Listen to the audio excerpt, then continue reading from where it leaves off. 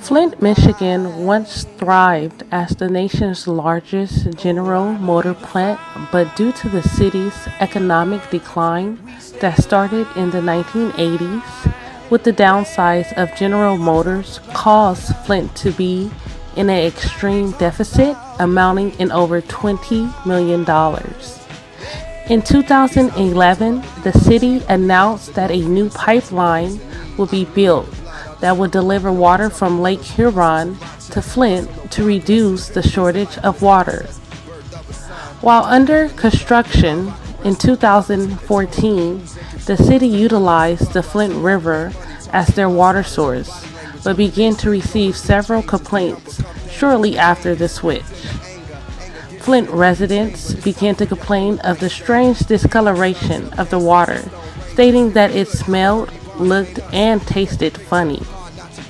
Flint is a city that is filled with majority African Americans, a city where more than 40% live in poverty.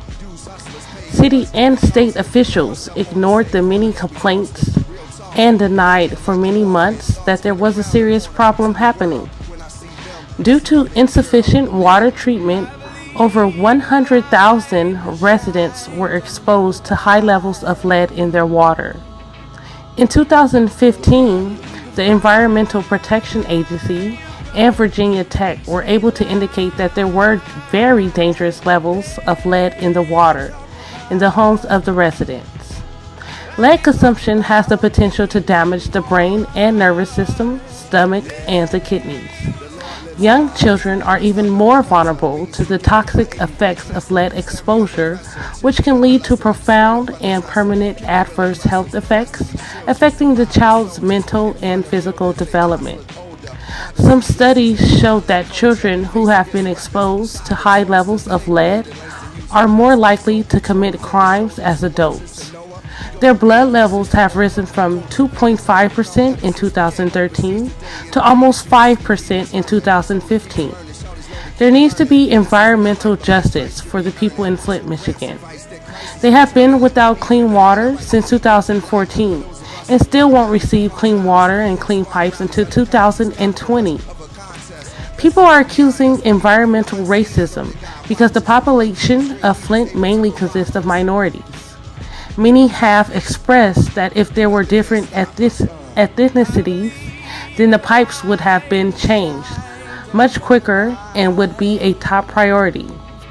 Flint is not and has not for the past 4 years received any form of justice.